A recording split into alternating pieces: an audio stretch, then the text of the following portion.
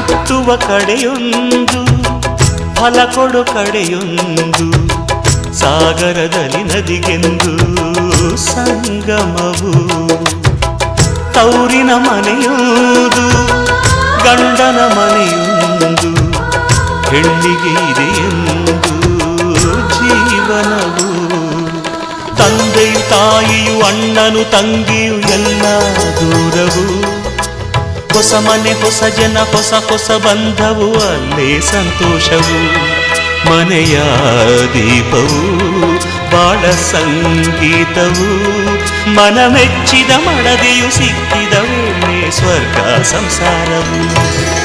ಕನ್ನಡ ನಾಡಿನ ಜೀವನದಿ ಈ ಕಾವೇರಿ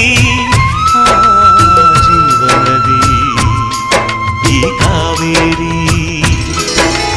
ಅನ್ನವ ನೀಡುವ ದೇವನದಿ ಈ